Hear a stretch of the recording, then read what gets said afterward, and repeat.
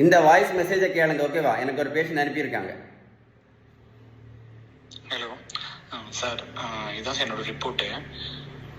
Creatine level அதிகமாக சொல்லிட்டு dialysis பண்ணியே ஆகணும்னு சொல்லிட்டாங்க. பண்ணிட்டேன் சார். இப்போ தான் சார் 10 days ஆகுது பண்ணியிருக்கேன். இப்போ ஒரு 4-5 டயாலிசிஸ் தான் பண்ணியிருக்கேன். 4-5 பண்ணியிருக்கேன் சார் மொத்தமாக. இப்போ டயட் எடுத்து டயாலிசிஸ் நம்ம ஸ்டாப் பண்ணலாமா சார்? ஏதோ ஆப்ஷன் இருந்தால் சொல்லுங்கள். டயட் எடுத்து நான் தயாராக இருக்கேன் சார்.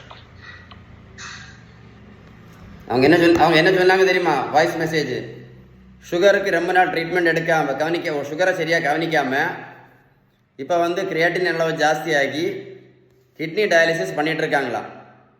இப்போ பேலன்ஸ்டு டயட்டு ஃபாலோ பண்ணுறதுக்கு நான் தயாராக இருக்கிறேன் அப்படின்னு சொல்கிறாங்க. எப்போ கிட்னி டயாலிசிஸ் வந்த பிறகு பேலன்ஸ் டயட்டு ஃபாலோ பண்ணக்கு தயாராக இருக்கிறாங்களா? ஏதாவது வழி இருந்தால் சொல்லுங்கன்னு சொல்கிறாங்க. திரும்ப சொல்கிறேன், வாழ்க்கையை வேஸ்ட் பண்ணிடாதுங்க. நீங்கள் பேலன்ஸ் டயட் கரெக்டாக ஃபாலோ பண்ணினா மட்டும்தான், திரும்ப சொல்கிறேன், பேலன்ஸ் டயட் நீங்கள் கரெக்டாக ஃபாலோ பண்ணால் மட்டும்தான் சுகர் மாத்திரையும் நிரந்தரமாக நிறுத்த முடியும், இன்சுலினும் நிரந்தரமாக நிறுத்த முடியும், இந்த இன்சுலின் ரெசிஸ்டன்ஸும் சரியாகும். நீங்கள் மருத்துவத்தில் எந்த புத்தகத்தை வேணாலும் படித்து பாருங்கள்.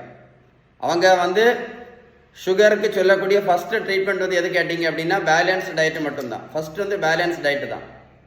அடுத்தது நல்ல உடல் உழைப்பு, அடுத்தது நல்ல தூக்கம். இது மூணு தான் அவங்க ஃபஸ்ட்டு சொல்கிறாங்க, பேலன்ஸ் டயட். கடைசி தான் மாத்திரை, இன்சுலினும். அதில் வாழ்க்கையை வேஸ்ட் பண்ணிடாதுங்க. இந்த வீடியோ கூட போட்டு கேளுங்க, அந்த வாய்ஸ் மெசேஜ் கேளுங்க, உங்களுக்கே கரெக்டாக புரியும்.